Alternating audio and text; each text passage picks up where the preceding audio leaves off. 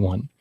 What's up, y'all? Welcome to the Sports Medicine Broadcast Administrative Support for Athletic Training. This week, our guests are Jesse Lopez, my friend over at Dobie High School, where I graduated from, and Fred Roberts, a longtime school board member since 1993. You've been on the school board, so a long 24 time. years.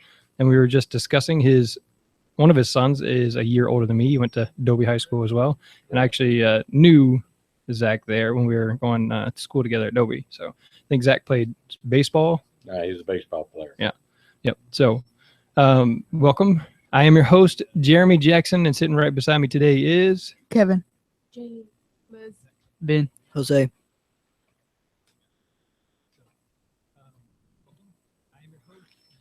One second.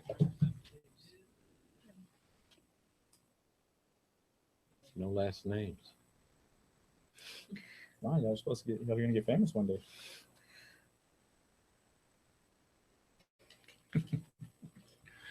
All right. I had a live stream going and it was kind of feeding back into the computer. So that's why I had to stop there for a second. If you want to join our conversation, you can check out sportsmedicinebroadcast.com. This episode is sportsmedicinebroadcast.com/schoolboard. So again, sportsmedicinebroadcast.com/schoolboard, because we're talking to Fred Roberts from the school board, how we can get administrative support for athletic training. Jose is going to start us off with our first question. Jose. Would you rather be sticky or itchy for the rest of your life? Now I'd rather be. The rules of this game are you can't change it. You can't say I would be itchy and put on lotion, or I'd be sticky and then go take a shower. So it has to be like this for the rest of your life. So ask it again, Jose. Would you rather be itchy or sticky for the rest of your life? For the rest of my life. Why? Why? Because irritating, sticky is an issue that is I can get rid of. You need Jesse? more than that? Jesse, same question. Oh, me too. Well, after hearing that, I think I'd have to agree. I was like, yeah, because the itchiness would definitely become irritable, or just I'd get irritated, frustrated with the fact that I'm itchy. The stickiness is I'd probably get used to it by the time I know it. All right. So I think most of us said we would rather be itchy than sticky, because I mean, sticky, you can't do anything about it, right? You're just sticky. Itchy, you can at least choose not to scratch, I think, depending on how severe it is. No, I'd rather be sticky. All right, that's fair enough. There's no wrong answer. So, all right. So now to Mr. Roberts, tell us about your first experience with athletic trainers.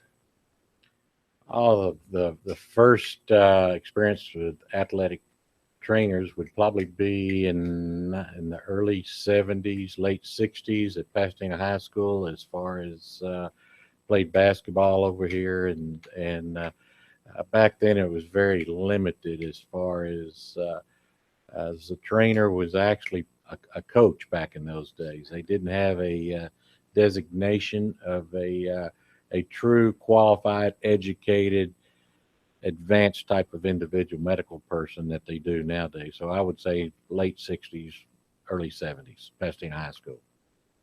Then that would have been with Bill Hill. He was the first athletic trainer placed in a high school in PISD. How long ago was that? He has been here for 37 years, I believe. No, I'm 40. Well, let's see. It may be. Because he was the first one to work in a high school. John Smith worked at the district.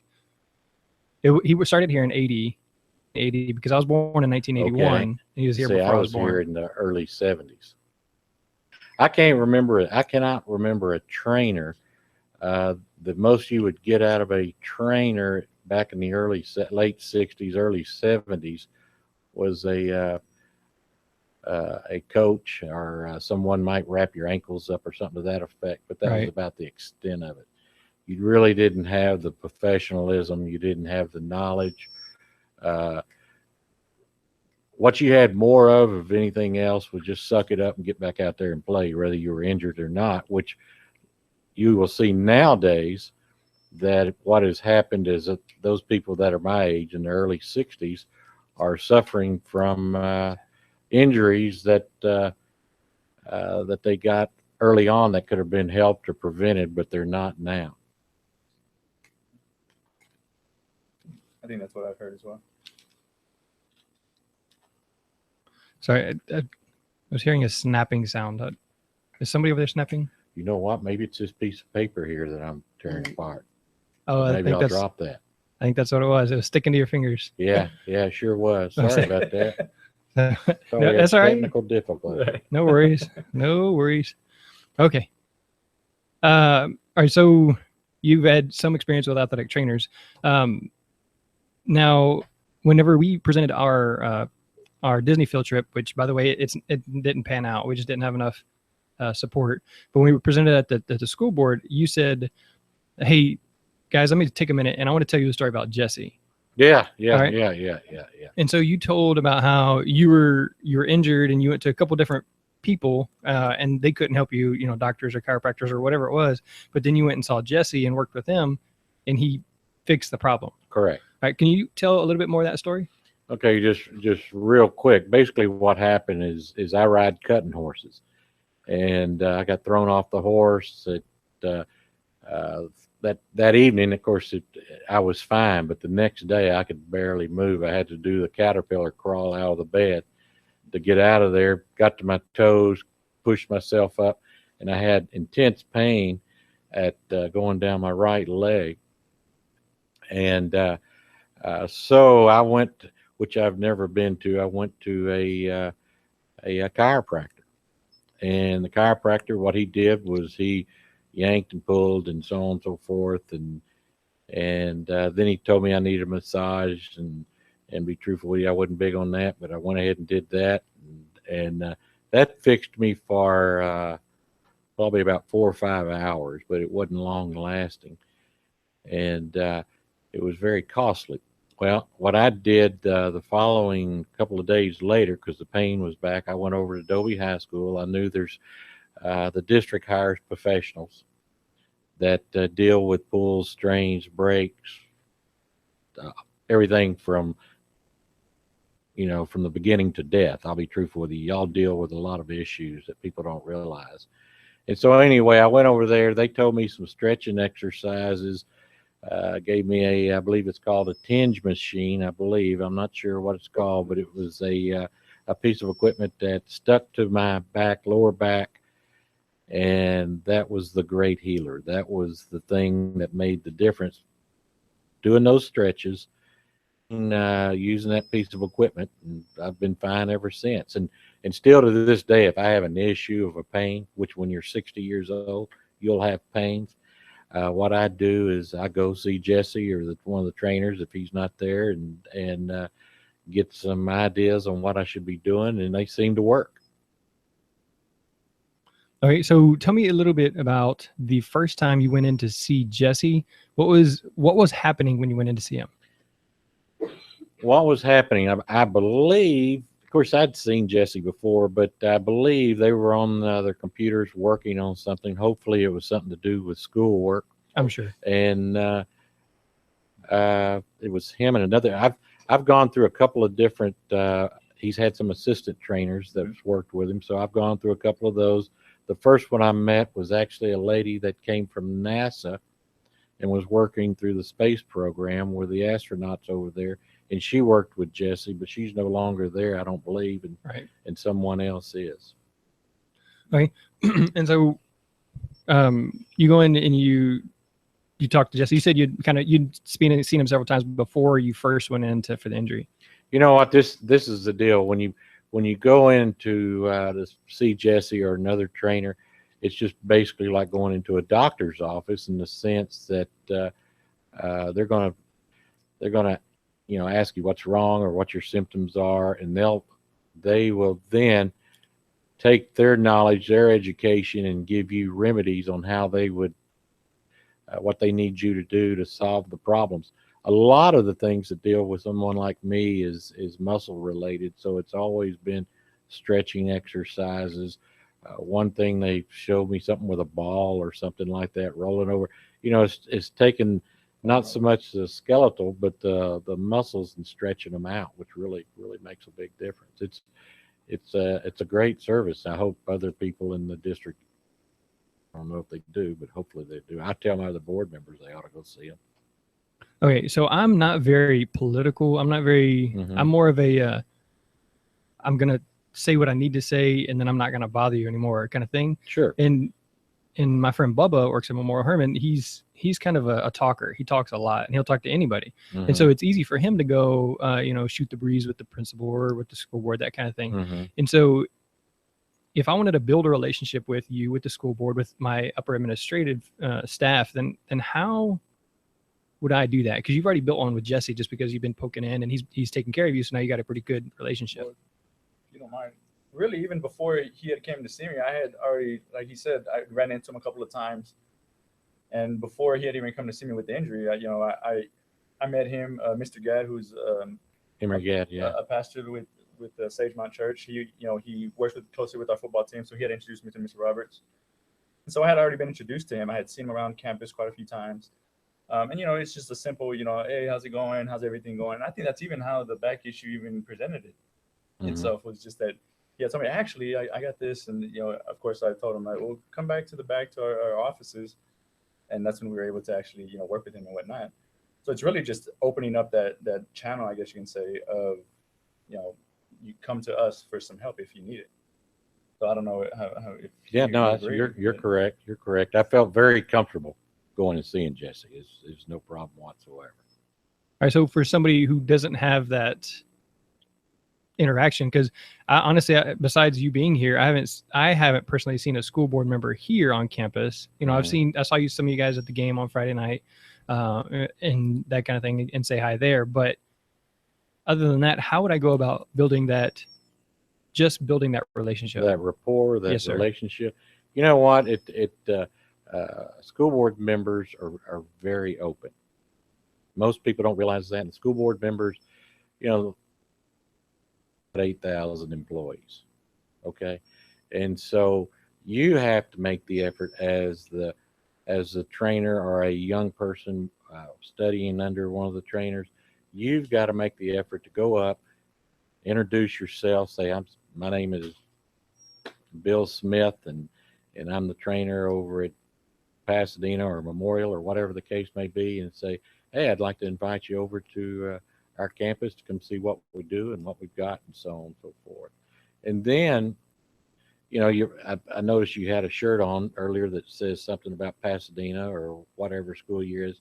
It's real important to market your program. Okay. If you want to sit back in the back and be real quiet and not talk to the board members and really just stay away from them because you feel like they're different from you, then that's what's going to happen. You're going to end up staying back in the back, and they're not going to understand your position. You need to market yourself. I'll give you a quick example.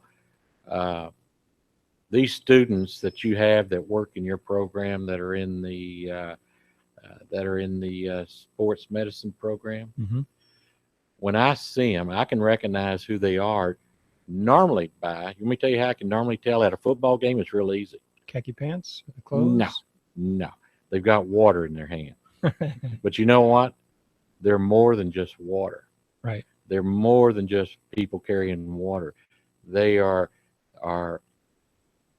would be called an amateur sports trainer, whatever. They should have gotten the education through you to learn what to do in case of an emergency.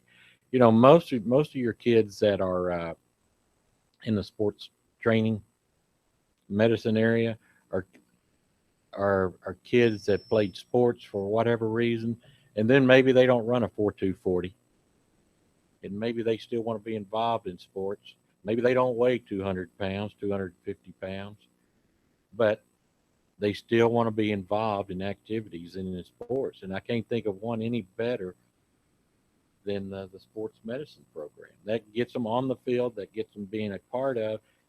It'd be true for you if these young people in the sports medicine wasn't there, you would have the same thing that you had back in the late 60s, early 70s. You would have injuries. They wouldn't be taken care of at that time. They would heal to a point, but not properly. That's the reason why nowadays doctors make such a great living repairing bones and joints and hips and knees, because nobody back during that period of time was taking care of them immediately. These people, I don't know, let me ask you a question. Do y'all have a process in which your student athletes, and that's what I'm gonna call them because they're student athletes, just like the football, the basketball, and so on and so forth, because they're involved in sports, in athletics. Do y'all have a program that your kids compete against the other kids? Uh, not per se like week to week, like a regular competition or sports team, but we do have the Greater Houston Athletic Trainer Society. They have a quiz bowl and they have taping contests and poster contests. And Jesse and I do a lot of extra stuff. We're looking at taking our kids up to North Texas Athletic Trainer Society and having being part of their competitions and that kind of things. But it's not. Other than that, no. I mean, we have some. Yeah, I know Friday nights football games where we compete is, or I always give my kids the task of getting to the athletes on a timeout before the other team does. Or getting to the So, officials or before to the other team does. officials, Yeah. Or little tasks like that, performing, first aid on the field during timeout or during a break. Little tasks that they can do that we can kind of compete, sideline to sideline, sports medicine program to sports medicine program. Mm-hmm. That's one way we compete, but that's again just football season, really. It's kind of tough in the indoor sports to kind of have that sort of competition, even though the competitive nature is in everybody, really. Right. It's Well, I just mean, a you've way got to make it fun. these people that are involved in sports medicine, these students, they are competitors. There is no doubt in my mind that they are athletes and they are competitors. They're just taking it to another level. And wouldn't it be interesting to have an event, have all 5 high schools there where just like, have y'all ever seen the decathlon where they've got all these kids lined up and they get questions? There's no reason why these kids couldn't be participating in something very similar. Now, what you do, if you get something like going, what you then do is you contact Hope Perkins, who's the board secretary, and tell her, look, we're having a sports medicine competition. Our kids, each high school's got representatives there, and they will be there, and we would like to invite you. The board members will show up. You get all your other people that are involved in your sports medicine program, and make sure each one of these individuals brings their own cheering squad or whatever the case may be, and make it a competition because it is. Which one? And it's more than just wrapping tape around an ankle. There's a reason of that injury. Okay, and hopefully these kids understand what it is. Is it a muscle issue? Is it a skeletal issue? Is it so on and so forth? If I was to ask one of these young people, okay, I've got a pain in my calf. Here it is, right here. Can you tell me what that is? First one raises their hand, whichever school, whether it's Pasadena, Memorial, Dobie, or whatever, he gets the first shot or she gets the first shot to answer. They answer it correctly, they get a point. I mean, there's a lot of things that y'all could do to bring attention to yourself in marketing and so on and so forth. They wear khaki pants and what color shirt? For the varsity game, ours are khaki pants and our gray polos that says Pasadena Sports Medicine. Oh, that's great. That's great. You've got to keep that in front of people. I mean, it's a lot of times I'll go by schools and so on and so forth, and I'll see the kids in the rooms or whatever the case may be. You'll see some of them working, some of them not working. There needs to be a process where all those kids are working and not just sitting around, because you get somebody like me or somebody else, they walk by there, all they see is these kids sitting. I see you looking over here, sitting around not doing anything. Well, that gives the wrong direction for the program. So there has to always be some sort of activity for the building towards, and maybe that would be that competition issue. Band does it, choir does it, football does it, basketball does it. Why doesn't sports medicine do it? So I think even what he's saying though is just like, we've talked several times just how during practices, keeping our kids involved, during athletic periods, having our kids have tasks to do throughout our athletic period, whether it be making heel and lace pads, getting injury ice coolers ready for competitions in the gym, having, if it's a checklist, if it's something, me and Ruth there at Dobie, we do a really good job of having something in order or in place that, of course, at the beginning of the school year is kind of, wishy-washy because everyone's kind of learning the process. But right now at this time, especially it's the ending of football season, it's, you know, everything is pretty much down in stone. And so it's kind of implementing what's expected and what everyone already knows what, you know, seventh period has to do versus, you know, what we have to go, what's going to change after school now that football's going to be done. You know, so it's kind of implementing those things and always having a task for our kids to do and keeping them involved any which way. Just like he was saying that like athletes do, they have an off season. Well, we really don't have that off season. So it's having those good habits of always staying on task, always doing something, not just sitting out of practice, waiting for something to happen. You know, okay, let's go check on that court, this court, that field. It's just always making your rounds, always doing something, and making, even if you're not doing anything technically, you're still doing something by making your rounds, by asking a coach if they need anything, stuff along those lines. Athletes. You know. All right, so you're kind of saying that snapshot where you don't know fully what's going on, but you can No. see that kids are laying on the treatment Well, tables. occasionally you do. You don't see them all the time. When you go into, it doesn't matter. Every school is the same way. It's not the same. Those kids sometimes need to be, and they may just be studying when they're laying on that what do y'all call that thing? Treatment table. Treatment table or something. They could be studying or visiting. But I think if there was some type of competition, because these are competitors. These young people here are not taking a slough off course. This is not a course to take if you just want to be lazy. This is a course. The sports medicine course is a class that you take to learn something, and it's more than just about football. It's a life learning thing you learn. If you learn how to do something correctly, if you learn how to take care of an injury, that's something that will go with you whether you're in high school or whether you're going down I-45 up in Dallas and you come up on an accident and somebody is there that is injured. If you have taken that training seriously, if you're one of these young people, you may be the only person that gets out of their car on I-45 and helps that person. And it could be the difference between life or death. And these kids can do that. They can be there. I don't know if y'all teach them how to use a defibrillator. Actually, these kids know very well. We've used it at least a dozen times. Yeah, because we have the practice ones there. Isn't that great? We have Think about it. simulators. Yeah. Our job, our profession, we have to always be, our mentality is always the worst case scenario, and we don't ever want to be a deer in the headlights in a worst case scenario. So we'd rather teach and educate our students, or our profession for that most. Well, Everyone knowing what to do in any situation, hopefully. So, but see, that's not going back to your question. How can we do a better job with administration with boards and so on and so forth? I've never heard that. Never, and I've been there 24 years. I've never heard that's what y'all do. I've never heard anything about y'all's course studies. I've never had anyone come in there and talk about what y'all do. So is it because I haven't wanted to, or is it because someone hadn't educated? And so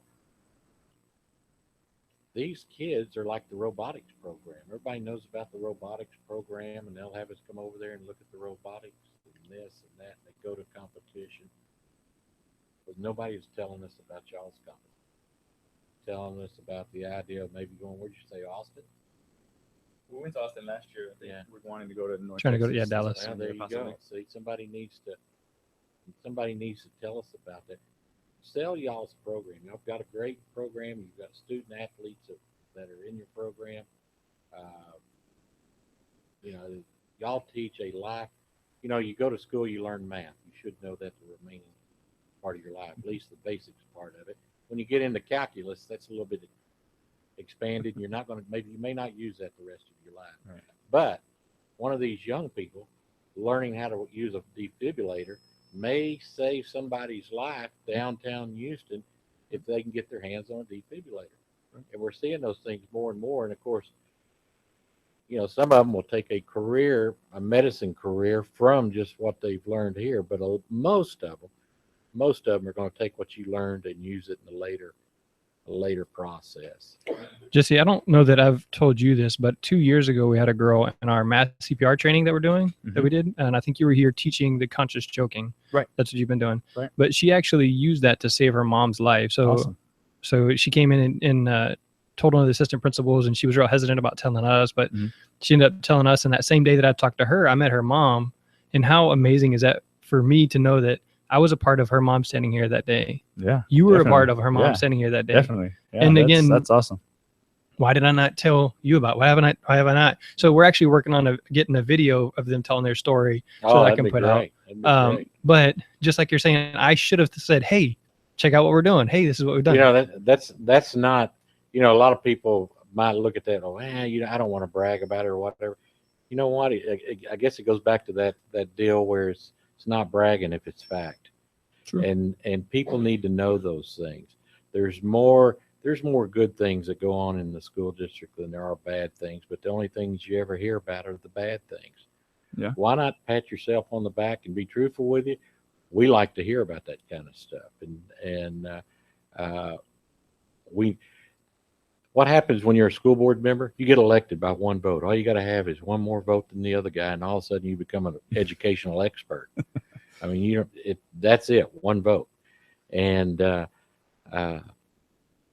first year or two as a school board member, you are just lost. I mean, you are lost trying to figure out what's going on. You don't know as much as the janitorial staff or a teacher or administrator. You're just lost. You're just trying. They're using acronyms and this and that. And you're just kind of looking around. Well, feed us as much information as you've got. If you don't feed the information to us, then shame on you. And do you mind? No. What medium would we use? Would an email be, correct? Well, how would we get in contact of letting y'all know this information? You furnish it to Hope Perkins. Okay.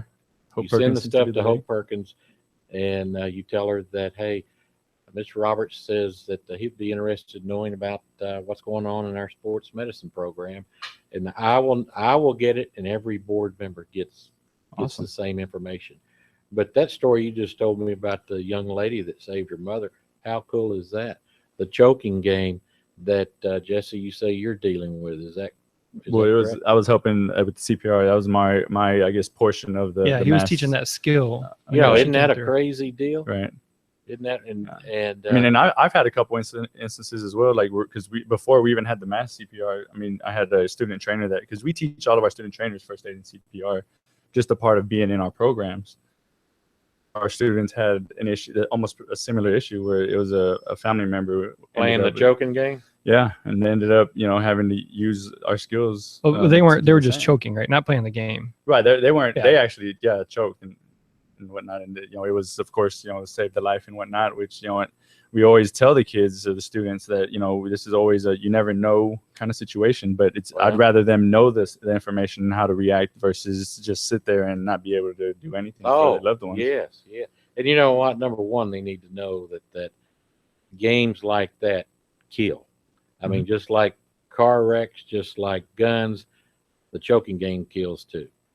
And if they're aware of that, if this young person here beside us, if he's been educated that something like that can be deadly to himself, I feel like he's probably smart enough not to participate in it. But if they don't know about it, they might participate in it, and then it may be too late. But that's great that these kids know that when a situation like that happens, that they can make the difference in somebody's life.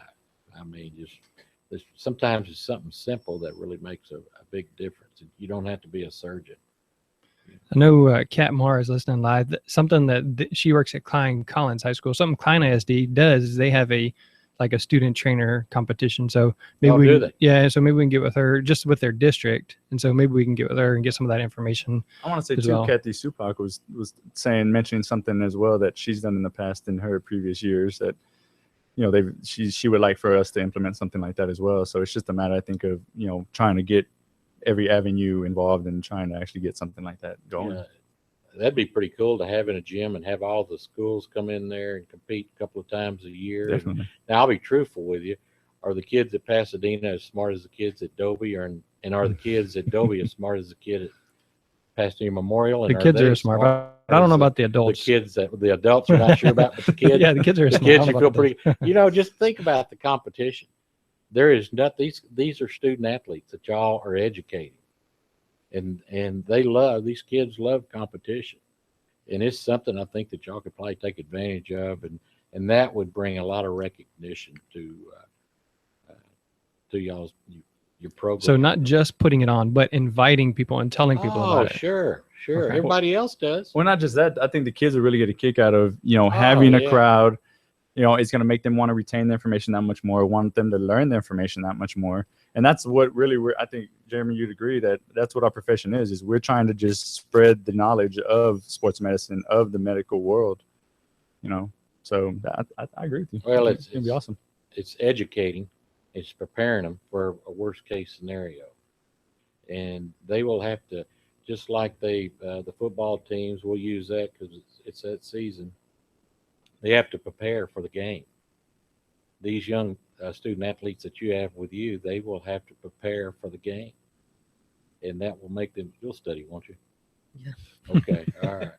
But it would really be a cool deal. And what I would do is I would send that invite out to the board members. I'd contact your papers, contact your South Belt leader. Those people out there would be more than happy to do that. The educating with the defibrillators, the CPR classes. I don't know if the district has anybody who is CPR certified to instruct. Yeah, each one of us athletic trainers of the district are. Yeah. Wouldn't that be a great idea to say, okay, look, this Saturday we're going to teach people how to,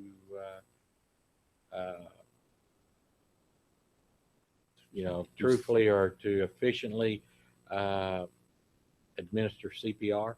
I've gone through 2 different programs. The latest one was a couple of years ago through the Heart Association, where you no longer breathe in the mouth. They came out with another one with a mouth thing, but lately it was you don't breathe in the mouth, you just steadily pump. Right, hands only CPR. Yeah. Until somebody, a trained professional like yourself, gets there. And so most people probably wouldn't know that. Most people would say, okay, I hold their nose, a blowing thing, count to 3. Well, see, I mean, going off of that, you said just the mass, getting with everybody, just having an open, pretty mass CPR training of some sort. Jeremy put on one where pretty much all of Pasadena, the school itself, every student pretty much. Was it every student or was it just the freshman class, Jeremy? It was the entire freshman class. And this year will be the 4th year when we do it in March. Okay, so Wow. So every freshman class so far in the past 4 years now, Jeremy? 3 years? This will be the 4th year So this year. They've taught that entire class. So you don't know how to many do lives CPR. you've saved in No, the future. no you idea. don't have a clue. It may be one. And what's the value of one? What's the value of 10 or 20 or 100? There is no value to that. No, I'm sorry. That's invaluable. It's awesome. A great program. Yeah. All right, so I got a question again from Kat Mar. She said, "Who is Hope Perkins?" Who Because is Hope Perkins? well, I know who she is. She's the school board secretary, right? Right. Okay, so that's essentially what she was asking, so that she can get in touch with that person in her district. So Right. Go contact. There's 2 areas you can go to. In our district, we go to Hope Perkins. In her district, depending on who it is, it could be the board secretary, or it could be would have a media person that sends out notices. which in ours is Renee Ivy Sims. So, okay. And so kind of as we kind of continue there, a quick shout out to Chris Shattuck. His episode released this morning that's about Promote Your Athletic Training Program. He does a lot of this stuff really well as well over at Dawson High School, promoting their sports medicine program. And so check out that episode there. Again, it's on the sportsmedicinebroadcast.com. But here we're talking with Fred Roberts, one of our school board members. And one of the items on my agenda is to provide adequate care for all athletes in Pasadena ISD. And so I would like to see us as a district move to providing athletic trainers for the middle school athletes, for the ones that are the 7th and 8th grade, because my brother-in-law is a coach over at Bondi. Okay. Stephen Aaron, I don't know if you know him, but he he's seen, broken clavicles and arms and legs and concussions, and they're not equipped to deal with that. And so what is going to be best way for me to prepare and then persuade you as a school board to move that direction? Like, if somebody's looking for that information, what do you want to see as a school board member? What do you want? What plan do you want me to have? That kind of thing. Well, what we look at, of course, I hate to use the word, but budget's one number we look at. The other issue is once again education. Now, I remember most of us, most board members are only as good as the information. Okay, and so you said broken clavicles, broken arms, legs, sprains, et cetera, et cetera, et cetera. But have y'all furnished the school board with, or does anybody furnish the district or to us the number of treatments that y'all do? Or does anybody furnish? Nobody furnishes us anything. No, we don't. We haven't. And well, actually, that's something that I think Jeremy and I have been discussing for the past 2 years now, probably. I know we've kind of created documents where we can better document, or I guess dictate how many treatments are we have going on. I know I have a running Google document that's our sign-in sheet there at Adobe, that I can literally bring up an entire chart of what types of treatments, what types of injuries I'm seeing coming through my training room. And I've been doing that for about a year now. And so, And what do you do with it? And that's the thing. Now that you're telling me that I can probably present that to you, that I'm sure that information would, and Jeremy has been asking for it as well. So, I mean, it's kind of one of those things that those numbers will definitely, have some sort of, use definitely once, called upon, I'm sure. We get information from the police department as far as what type of citations, et cetera, et cetera. We get reports on which kids or which grade levels have more infractions and so on and so forth. We get nothing from sports medicine, just being straight and blunt. Yes, that's perfectly fair. And so, well, no, I mean, that's a fact. Now we have to go off what the superintendent tells us and so on and so forth. So are y'all furnishing that information to the superintendent, better educating her and her cabinet?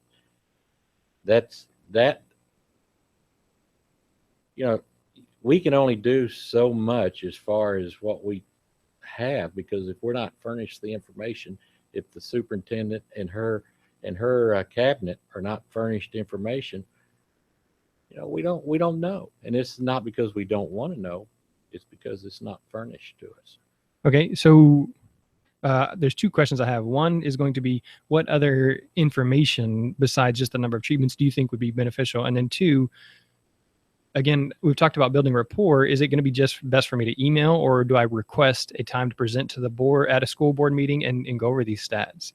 So take either one of those, the best way to present it, and then the information. Okay, I'm trying to understand exactly your first question. Exactly. Repeat the first question again. What information would you want to see?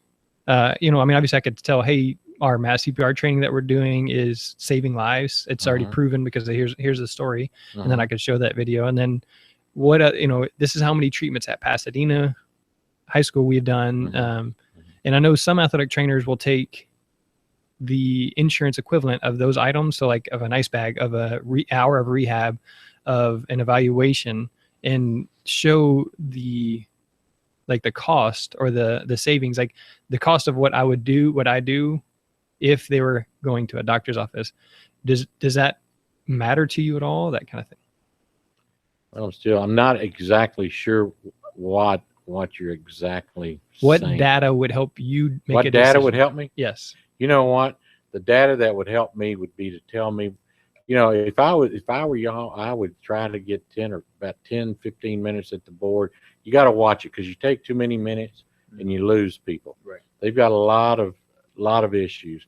And I would go in there, and number one, I'd go in there and I'd say, you know what? We really appreciate your help, et cetera, et cetera, et cetera. But I just feel like, like the football team, like the baseball team, like the basketball team, we're student athletes, and we just wanted to let you know what we're doing. I did. I'd say, you know what, this past year we treated over district-wide. That'd give you a bigger number. District-wide, we treated over, I must just use hypothetical numbers. We treated over 500 broken arms. We treated over 100 clavicles. Now, granted, we've got 60-something schools, but we treated all these. We did this. We did this. We prevented 2 deaths. We did this. You know what? And I think what's going to happen is you're going to get 7 people, 8 people, or whatever the case may be, and we're all going to sit there and go, wow. Because we just don't know. We just don't know. It's not that we don't care. It's just that we don't know. Right. So what I'm getting, Jeremy, is the fact that the communication between athletic trainers or sports medicine in general and school board staff or the administrative staff, there's a blockage somewhere. Right. So really, it's just finding a way to open it up. So you need to get in that pathway. Get with your superintendent and tell them, and of course we know who y'all's is, but just tell them, say, hey, look, we want to promote our program, and we've got some ideas. Who do I need to talk to do this? And just tell them what your ideas are, and you know what? Pat yourself on the back, blow your own horn. I mean, it's a great program. It's a great educational program. It's a program of life learners. It's something that you need to be talking about. And then when people realize, wow, you know what, we had this happened at the junior high school level, we'll know. Right. I agree. All right. So for us, the best way would be to go through the channel, like for us as a superintendent. Right. School districts have channels of communication. And most of the time, it's if they don't get communicated, it's only because somebody didn't want to. All right. What's your name? Good job. Okay. So in those, you've talked about just kind of list the things that we've done. We've treated this many arms or this many ankles. We've. There you go.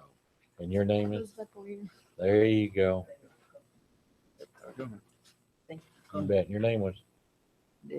Ben. Ben what? Alvarado. There you go. Come on, Ben. I see you guys tomorrow. All right. So what are some of the small things that would help my presentation? Like if I come up there with a PowerPoint, or if I come up with the video, or like, is it really just my presentation skills that are going to make the big difference? Because usually the difference is in the details. So I can sway you one way or another by the small things. What are some of the small things that that would really turn you off or turn you on towards the? Yeah. Number one, you're not going to sway. You're not going to sway. But what you're going to do is you're going to educate. And a better educated board is a better board. And I think you'd find that out. Everybody would say the same thing. If we know more about it, we're more apt to look at it. And so in a presentation, we're looking for a 5 to 10 minute presentation. What I would do is start out, we're just tossing it around. You know what? Just start out with something big at the video, and then go from there and show your kids, show what's going on. We're learning this. They're sitting in front of computers. They're doing hands-on. They're at the games. They're participating, and so on and so forth. A couple of small interviews, especially if you have senior trainers that that can just in a paragraph tell us what they've learned and such and what it's meant to them, and so that kind of stuff goes a long way. So that's actually something I've been trying to get done with our JFD TV, our little news media relations people. Is just getting almost like a commercial of sort, just to a 1 minute, 2 minute little spiel, I guess, on us doing our jobs, our tape jobs, treatment, having little interviews, like you just said, of, you know, the significance of what the athletic, and these are athletes that they might interview, like why their athletic trainer is important to them, that kind of thing. And then something like that, not only would that be, I would use that as a marketing deal to promote or to get more recruits into my program, but two, it'll definitely probably be useful to them as well, because it'll kind of get them, you know, the knowledge of what else we do besides the football games that they see us at. Yeah, that's, you know, that's where we primarily see y'all. We see Right. you at the football game, and I'm glad you've got the shirts that say sports medicine on the back of them, because a lot of times, and you ought to make those kids wear those shirts whether they're at a football game, basketball game, track, whatever the case may be. They ought to be wearing something that identifies them from the other kids. They're part of the team, but you need something that's identifying the other. You know, little blurps. I think in the schools they do little blurps, don't they, on certain days? They have a little film or something like that. Maybe come up with a safety program. And what I mean by that, it would be show one of the kids walking up to one of the other kids with a sport trainer shirt on and says, "Hey, I think I sprained my ankle. Is it hot then cold or cold then hot, or do I wrap it with tape, or what exactly do I do?" And Go have that individual go see your trainer. go see your trainer, but there should be a simple process in what you're doing. Don't you put hot before cold or cold before hot, or does it really You're matter? supposed to use ice for the first day, and then after that, you can heat if you want, and usually we use ice only to manage the pain. So See there's something right there that if that was a little blurb somewhere, or something that was handed out, or whatever the case may be, just simple facts, you know, Yeah. that's really pretty cool stuff and simple. What do you do if you come up on somebody who's unconscious? call 911. Well, you call 911. Yeah. But 911 may be 30 minutes away. What do you do? I mean, you know. But just a short reminder, hey, you know, like Jesse said on the TV, hey, if you come up on someone who's unconscious, you check them, make sure they're not bleeding. You call 911. You stay there with them for help, and then You know, there's lots of things that we don't do, or we don't see on a regular basis, that y'all understand. Y'all are the people that should be telling us this stuff, what we're supposed to do. And it's really pretty crazy. I did the MS 150 for years and years and was a bicycle rider. Then I became one of the what they called motorcycle marshals in it. I had 3 people when I was sitting there on my motorcycle watching the people go across the street. I had 3 people that came up to me and they were severely dehydrated. That was a crazy issue. And they'd told us some things to do, and I did those, but I was there for a period of time with 3 people basically comatose. And that'll get your attention. Well, Oh yeah. you know, it's a little simple knowledge goes a long way in y'all's business. You know, we can't take it to the extreme that y'all do, but Right. do simple things.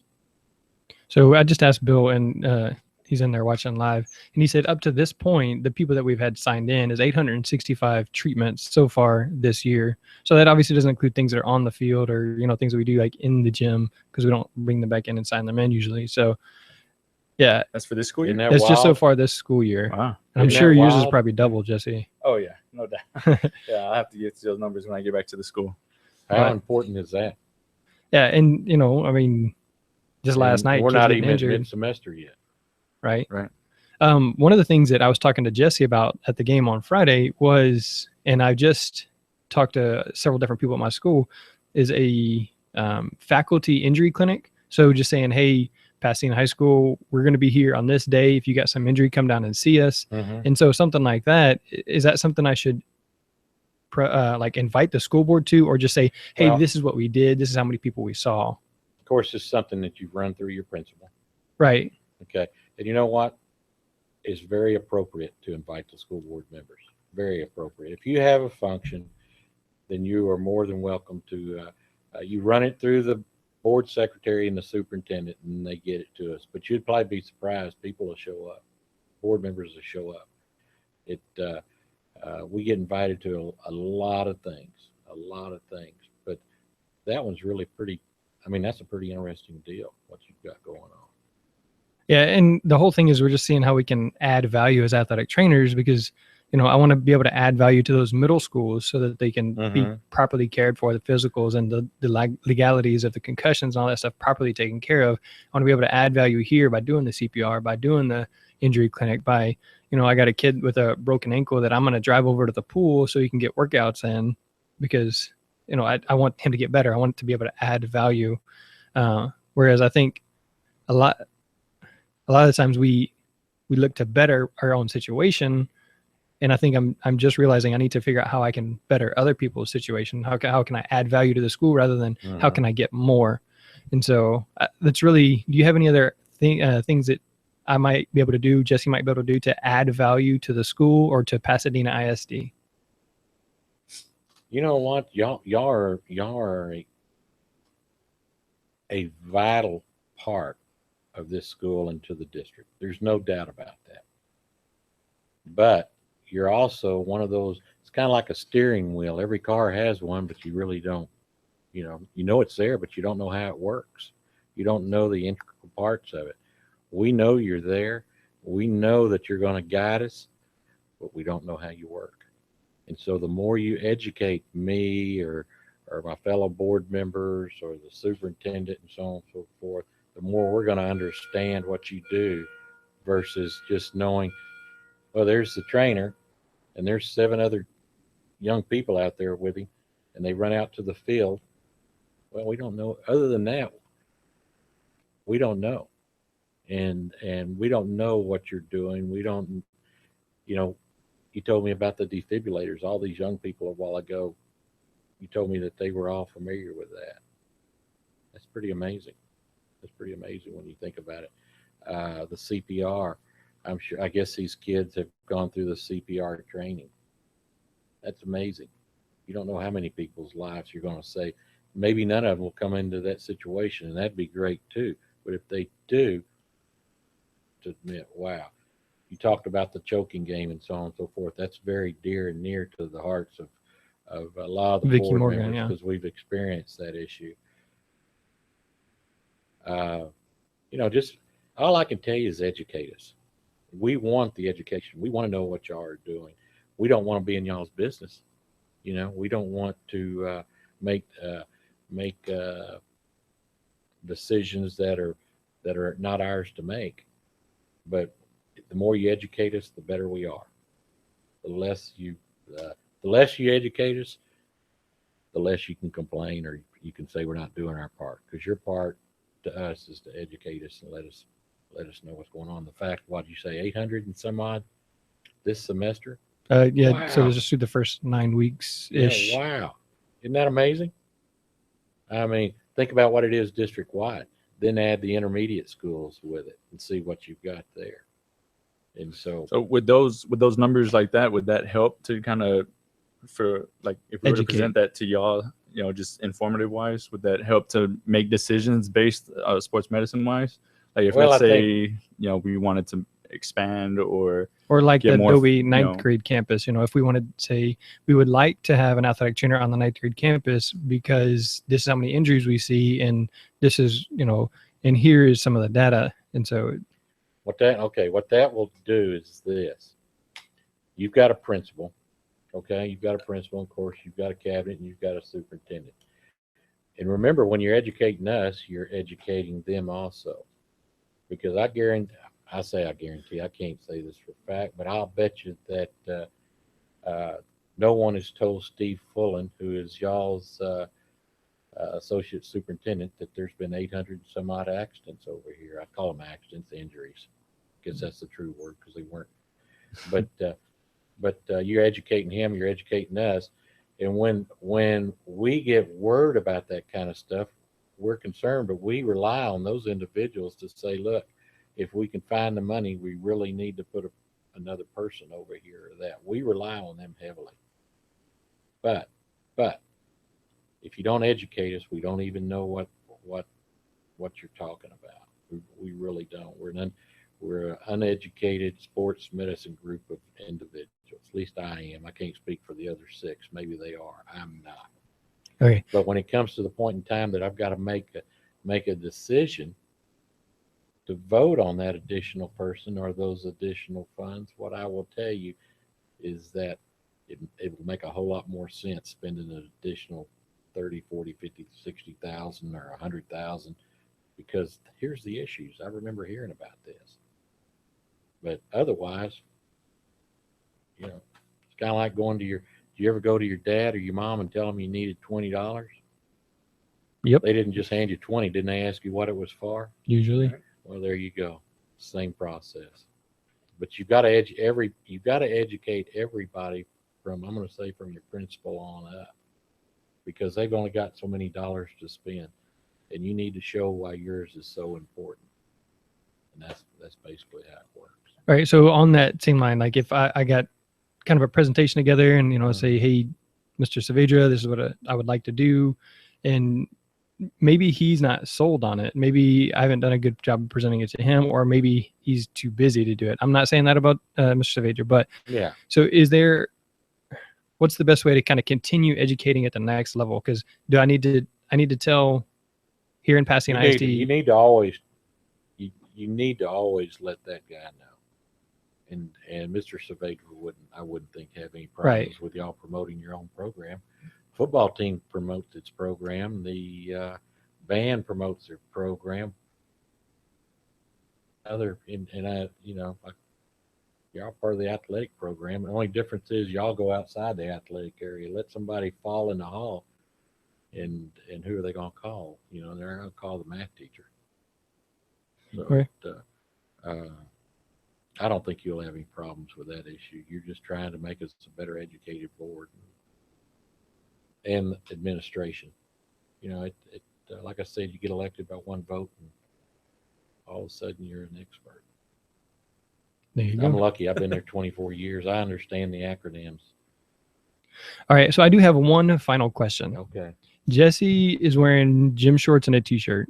Mm-hmm. I'm wearing khaki pants and a polo. Mm-hmm. Now, you mentioned beforehand the snapshot, right? So does that make a difference when you walk by my athletic training room, see me doing the exact same thing Jesse was doing over at Dobie, but I'm wearing khaki pants and a polo versus gym shorts and a t-shirt? Does that really or is well, they're just doing their job? There's there again, whatever the rules or the principal or whoever sets for y'all's dress attire is the ultimate goal. But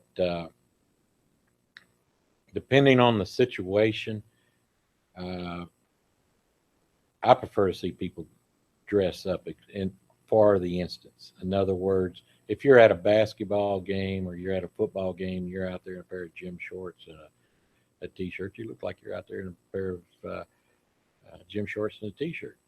If you're out there in a pair of nice slacks and a shirt, you wouldn't see the doctor over there wearing a pair of gym shorts and a t-shirt, chances are. Right. You'd see him. I'm one of those that says dress up, don't dress down. It's easy to dress down, always dress up. But depending on your situation, you don't want to wear slacks if you're chasing kids down a basketball court. But it will just vary. So was I offended by what he was wearing? No.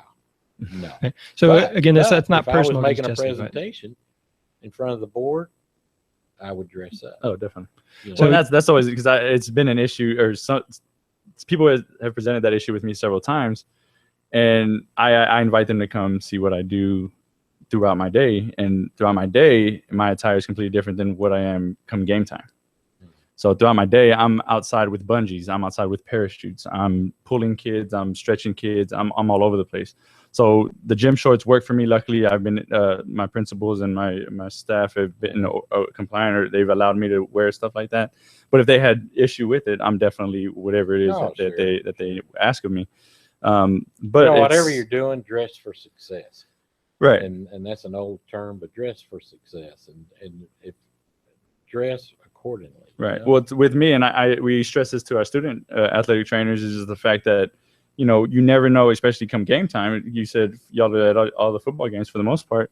I mean, again, that's a perfect point right there. Why the attire come either whether it be a professional or one of our students. That way, you never know whose eyes are going to be on you and who may make the comment that that's not very well dressed. Right. You're right.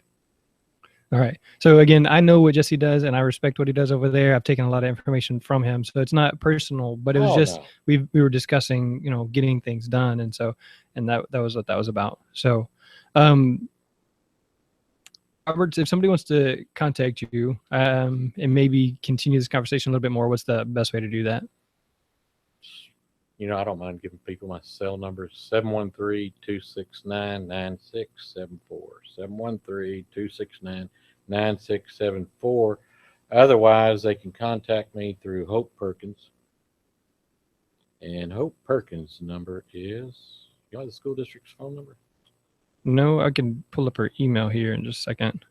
But while we're looking that up, Jesse, someone wants to get a hold of you. What's the best way? If you're trying to reach me, you can go to the Dobie website. They're at jfrankdobie, .org, I believe. PasadenaISD.org. No, well, yeah, you can go to the Pasadena, ISD, and look up Dobie High School, and there's a sports medicine tab there under athletics. And I have my email address, jrlopez@pasadenaisd.org. That's definitely going to reach me. I get that on my cell phone, and they're on my school computers. And then you can just call me anytime at Dobie High School as well.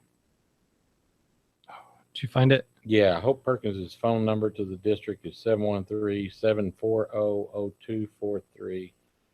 713-740-0243. And her email is hperkins, Perkins, at PasadenaISD.org. And she can get hold of any of us. So if you want to find out a little bit more, maybe just ask a few more pointers before you go speak with your school board, then maybe a good way to get those kind of details or those things worked out. And again, this is Fred Roberts, one of our longtime school board members. This episode is sportsmedicinebroadcast.com/school board. And this is sportsmedicinebroadcast.com/school board. As we're bringing the football season to a close here in Houston or in Texas, don't forget to take care of your hydration carts. And again, I made a video with Robbie from Frio Hydration about some of the best ways to do that, packing the bearings, greasing, and cleaning things. So check that video out. It's on the YouTube channel. It's also on the sportsmedicinebroadcast.com. And then if you want to contact me, all of the links are there on my website. And I'm Mr. Jeremy Jackson on Twitter. So check that out, sportsmedicinebroadcast.com/school board. So for Jeremy, Sports Medicine One Kids that left a little while ago, Mr. Fred Roberts, Jesse Lopez, that's a wrap. Good job. Still recording the live for just a second. Okay. Not too bad. You didn't mention the McDonald's tournament. Oh, yeah. You can talk about it right now. When is the date for the McDonald's tournament? Yeah. When is it? 19th. Starting the 19th, I believe, to the 21st. So the weekend before Great Thanksgiving break. basketball. What is it? 64 teams, I believe, is what usually Wow, come I through don't at know. least. I don't know. Something along. But if you want to see some great basketball from all over the state, you want to see these trainers earn their living, come to the McDonald's Invitational Basketball Tournament. You'll probably see the state champion playing there before you'll see him in the state playoffs. Oh, yeah, Him or definitely. her. Usually. That's the case.